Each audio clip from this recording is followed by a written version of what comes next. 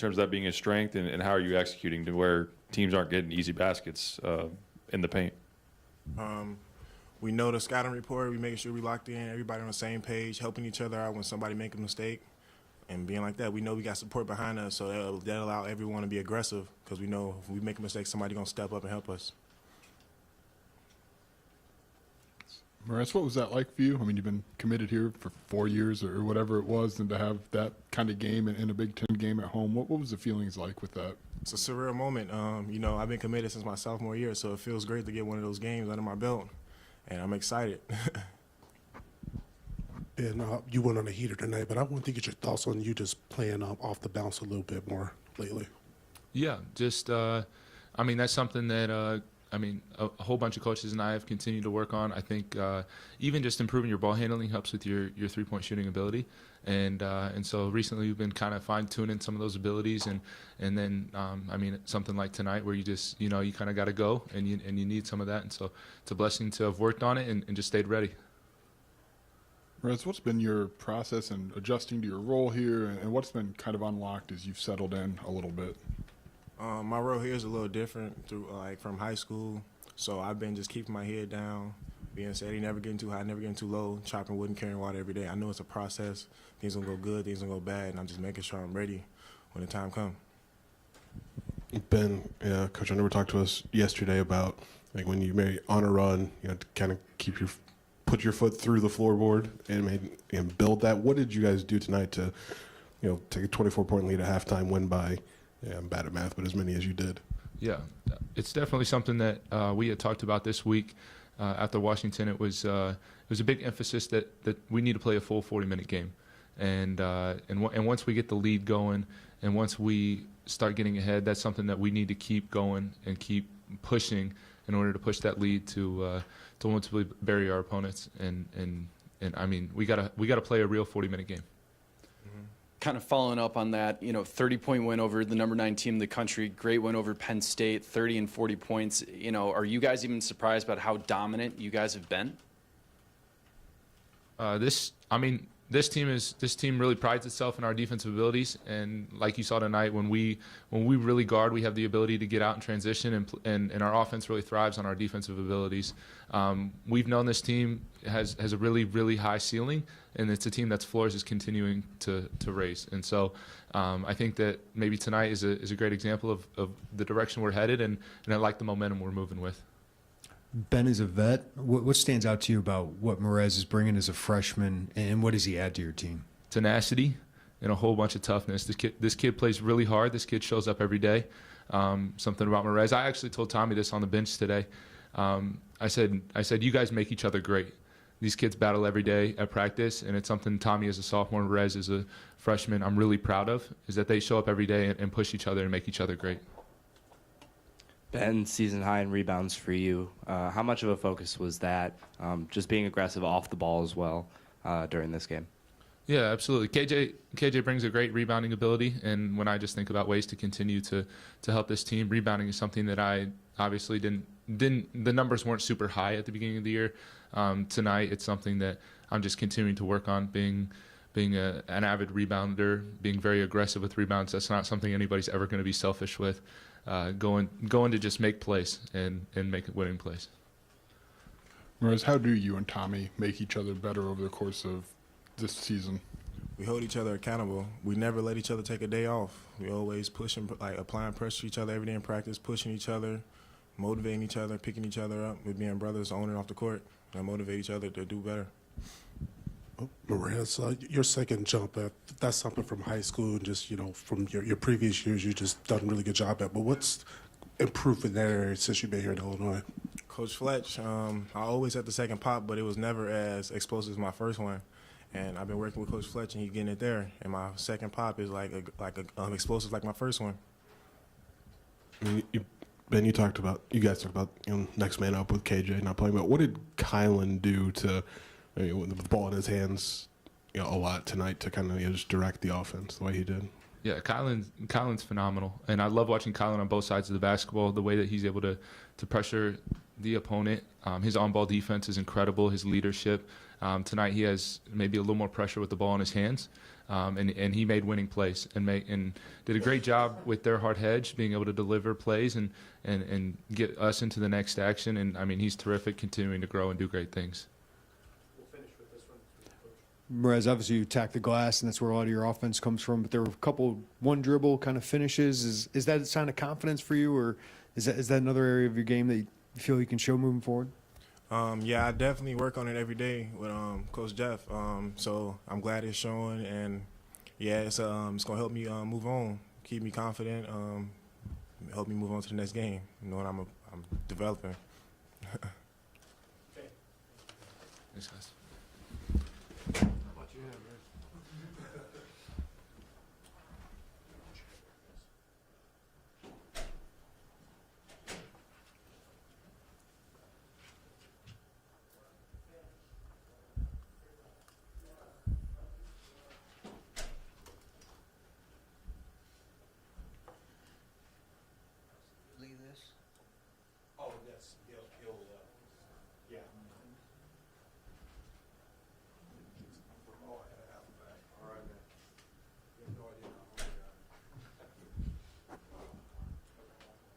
Was good tonight.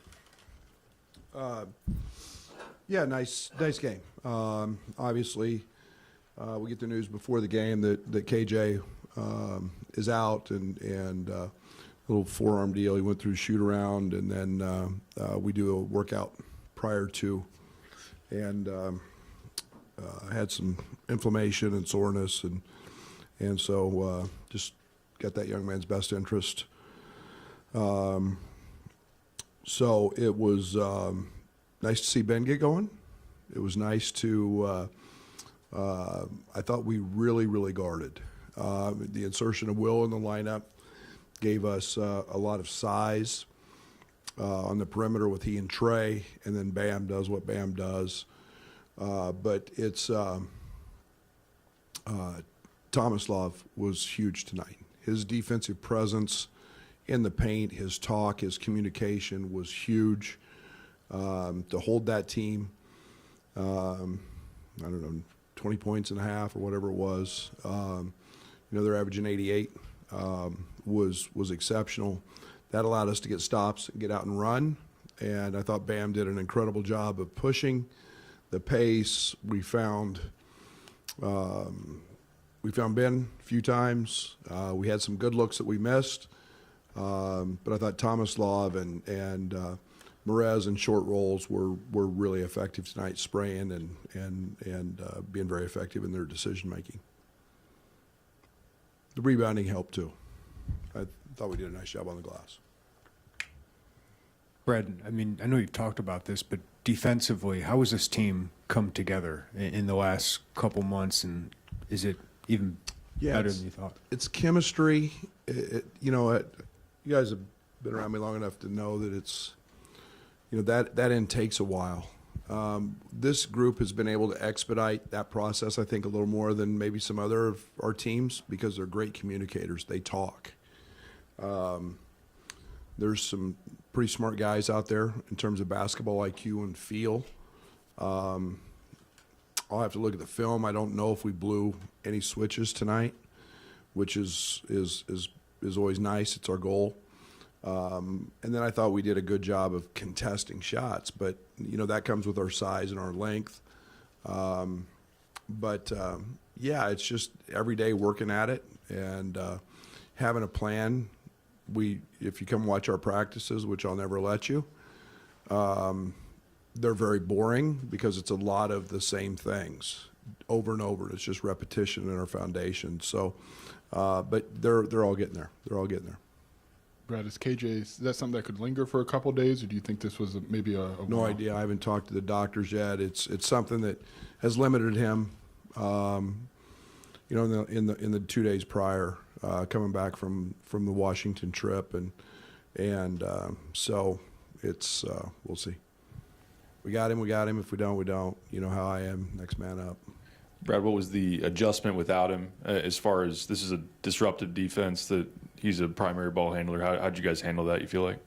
Well, I think pretty good. Other than the start of the second half,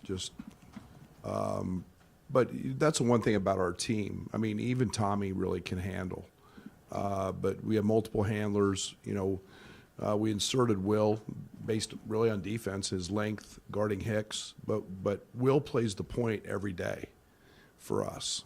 He runs with the second group and plays the point every single day, so he knows everything from that position. Draven's got exceptional speed. He's played it a lot. So it's something I really don't get overly concerned with in terms of the handling. I was a little concerned about, the spacing and the ability to go make plays after, but Tommy and those guys did a pretty good job of that. And Mike Rhodes talked about how, you did defensively what you want to do, limit threes, force tough twos. What did you see from your team maybe executing that game plan that you want? Well, we were very dialed in and trying to take Hicks away. And, we knew that,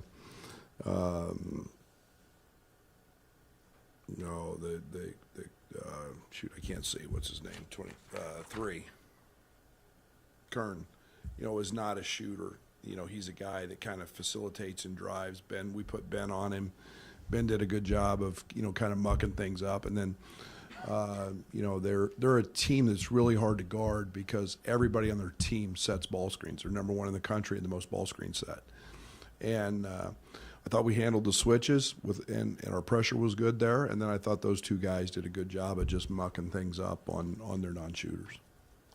Brad, how did you feel about Trey White? I thought he did a really good job personally, just kind of like keeping the ball out of Baldwin's hands in the early first half. Me too. Trey just found 20 again. And you realize that we didn't really run a play to him. And it's just a gift. He gets them in a little bit of every facet. Defensively, I keep pushing him because I think that can be an unbelievable calling card for him is to be one of the best defenders in college basketball. You put that side by side with Kylan, and he's got such good size and he's so springy. He's really quick. It's where Will's improved greatly. I mean, Will's defense when he got here was all you guys watch play. It was not good. Now he's become that guy that's got length and can contest, and so he was easy to insert in the starting lineup. So I think those three guys together were really, really good, and they all three communicate. So good night. Brad Perez had a couple one-dribble moves, and it just looked like he had a complete game. What would you see from him, and how's he developed with his offensive arsenal, I guess, since he's been here? Yeah, the beauty of Perez is we've kept things very simple with him, and he's fine with that. He is unbelievable at just wanting to be great. And to be great, sometimes you have to really simplify and do what you do well. And we've done that. I mean, he's bouncy. He's a monster around the rim, and I mean, just bounces up and dunks the ball with ease, and playing in ball screens. But he does have that. He's got that ability to to short roll, take one or two dribbles and go make plays. He's got a really nice handle. So he hasn't had to do that, but it's not something that's not in his bag, so to speak. And tonight he got to show that, and we all know Tommy can do that, but it's really nice to see him show that. Brad, you talked to us yesterday about putting your foot through the floorboard, maybe just making wins bigger wins. How did that look today, and how is it? That's all we talked about at half. Really, there wasn't anything X's and O-wise, other than that they might play a little bit of zone. But that's a mindset. And that's something that the first question I asked at halftime was, I said, Ty, what have we always done in these situations? And he goes, put the pedal through the floorboard and bury him. And that's the mindset we want them to have. And that's I didn't have to say it, Ty said it. I just asked the question. And it's what we talk about every day in practice, and we've got to get better at that. Tonight we were good. Brad, you've seen Ben showing a lot more game with his doing some booty ball. You've had him in different situations. Is that just because he's more comfortable? Yeah. In the... So it's almost identical to the Marcus kind of footprint, really. Marcus was okay first semester, and just about this time of year, early January, just kind of started to blossom, and he's very good at that, especially with smaller guys on him. He can bounce. He's got a nice little fadeaway jump shot that he can get to, which Marcus had. But you start adding that to his ability to stretch the floor, and I mean, a couple of those threes were pretty deep. So you start getting that together, and now we're starting to see the comfort that he has. And he turned down a wide open three to drive one. I about wanted to strangle him. He's got to shoot the basketball, but yeah, he's getting comfortable.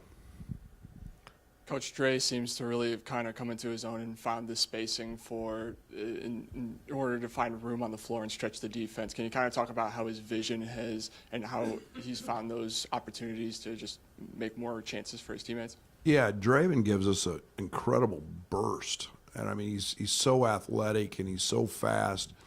Draven's is an elite finisher. Now, he missed a little spin layup today that I thought he should have dunked, but he's an elite finisher, and he got good looks tonight. But his pace and his speed and his burst is something we don't have. It's unmatched by anybody else on our team. So there's no doubt he's got that defensively, and thought he was terrific on that end as well tonight.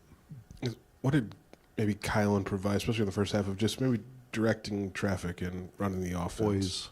Poise, and patience. And it's nice when you've got two of them, and KJ and him that can do that and control a game from that standpoint. But got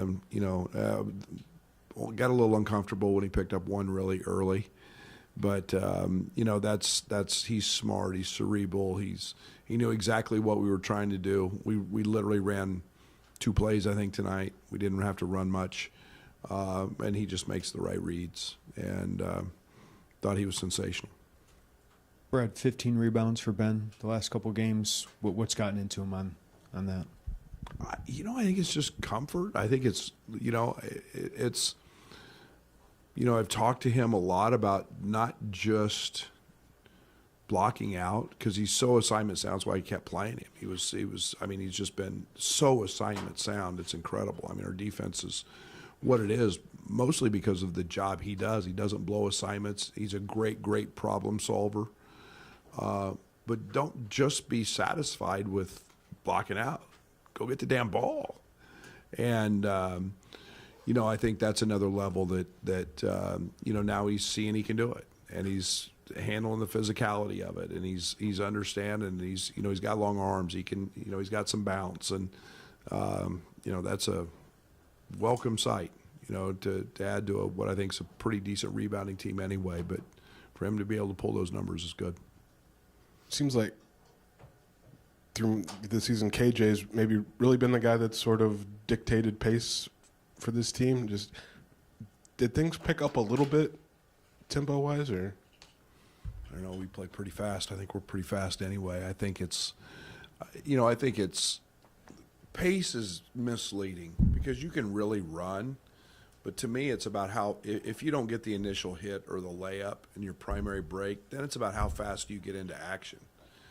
I mean, we're way faster than we were last year. I mean, we're 2 or 3 seconds faster than we were last year getting into action. And do we have Terrence Shannon? We don't. So we're not going to get that one dribble or outlet, full court speed guy. We're not getting that. But as a collective group, getting into our actions, we're really fast, and we're doing that with both ways. But so I'm pretty pleased with that part of it. Coach, Ben shot 9 threes in the first half, 0 in the second. You guys seemed to work more inside in the second half. Was that a purposeful switch, or just kind of how the game went? No, that was Ben picking up a really dumb second foul at the end of the half on an offensive rebound attempt he had no chance to get, and then getting a third one really quick, because the object was to keep getting him shots. And that's why I told him, I said, you can't pick that foul up. He knows better, and he knew it. And but that stunts an incredible night, because it stopped. But the rest of our guys still got good looks. You guys had that run at Oregon, and then obviously the first half tonight. And I'm trying to remember maybe some of your teams here. Do you remember having a lot of that spurt ability, like you guys were able to rattle off a 20 whatever run or 30 as it was tonight? Man, I'm getting old. I don't know. Lauren, did we have any of those? I mean, I'm sure we did, but not like this. We didn't shoot as many threes. Obviously, we had Kofi. We were different. I think we had some pace and opportunities with Io Trent and Andres Felice. But, it can come at all 5 spots, and that's the thing that is different about this group is we got 5 guys who can shoot it, we got 5 guys who can pass it, and 5 guys who can run. So, maybe not. Thank you.